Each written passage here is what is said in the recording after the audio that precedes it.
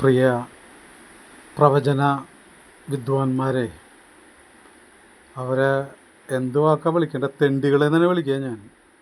ബൈബിളിൽ ഇങ്ങനെ യുദ്ധം ഉണ്ടാവും, ഇറാൻ നശിക്കും, അല്ലെങ്കിൽ ഇന്ന മാതിരി യുദ്ധങ്ങളുണ്ടാവും.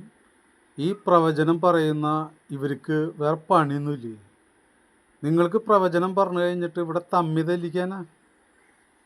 ബൈബിളിൽ ഏത് സുവിശേഷത്തിൽ ഏത് ദൈവം പറഞ്ഞിട്ടുള്ളത് ഇങ്ങനെ ഇറാനിൽ ഇങ്ങനെ യുദ്ധം ഉണ്ടാക്കണം, അമേരിക്കൻ സാമ്രാജ്യത്വം ഉണ്ടാവും എന്നൊക്കെ പറഞ്ഞിട്ട് ഇതൊക്കെ മുൻകൂട്ടി ദൈവം പ്രവചിച്ചു വെച്ചെന്ന് പറഞ്ഞിട്ട് കുറേ പ്രവാചകന്മാർ ഇറങ്ങിയിട്ടുണ്ട്.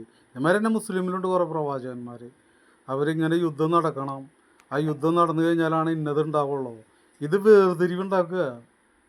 സൗഹാർദ്ദത്തിൽ ജീവിക്കുന്ന മനുഷ്യർ നല്ല രീതിയിൽ മുന്നോട്ട് പൊക്കോട്ടെ എന്ന് വിചാരിച്ച് ജീവിച്ച് മുന്നോട്ട് ഈ ഭൂമിയിൽ പോകുമ്പോൾ അതിൽ വേർതിരിവുണ്ടാക്കുന്ന ഈ തരം വിഷക്കുത്തുകളുണ്ടല്ലോ, അവരെ നിങ്ങൾ സൂക്ഷിക്കുക. ഈ ഗൾഫ് രാഷ്ട്രങ്ങളിൽ എത്രയോ ഇന്ത്യക്കാർ ജോലി ചെയ്യണു. അവിടെയൊക്കെ ജാതി മതം നോക്കിയിട്ടാണോ നമ്മുടെ ഈ ഹിന്ദുക്കളായാലും ക്രിസ്ത്യാനികളായാലും അവിടെ ജോലി ചെയ്യണത്?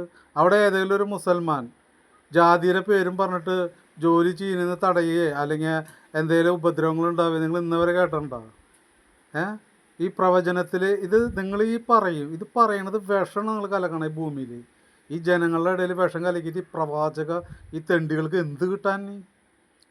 മനുഷ്യൻ സമാധാനമായിട്ട് ജീവിക്കുന്നത് ദൈവത്തിൻ്റെ പേരിൽ ഓരോ പ്രവചനങ്ങളുണ്ടെന്ന് പറഞ്ഞിട്ട് നിങ്ങൾ തമ്മി തല്ലിക്ക്. നിങ്ങളാണ് ഭൂമിയിലത്തെ പിശാചുകൾ. ഇവിടെ ജനം സമാധാനമായിട്ട് ജീവിക്കട്ടെ. ഇവിടെ ഒരു മുസൽമാനും ഒരു ക്രിസ്ത്യാനിയും ഒരു ഹിന്ദുവും അവൻ്റെ ഹൃദയം മനുഷ്യത്തുള്ളവർ തന്നെയാണ്. ആരും അത്ര വലിയ ക്രൂരന്മാരൊന്നുമില്ല. ചില അധികാരമോഹികളുണ്ടാവും. ഈ അമേരിക്കൻ സാമ്രാജ്യത്തുണ്ടാവും, യഹൂദ സാമ്രാജ്യത്തുണ്ടാവും. അധികാരം, ഗർവ്, പണം, അതിൻ്റെ പിന്നാലെ പോകുന്നു. സാധാരണ ജനത്തിന് വെറുതെ വിടും.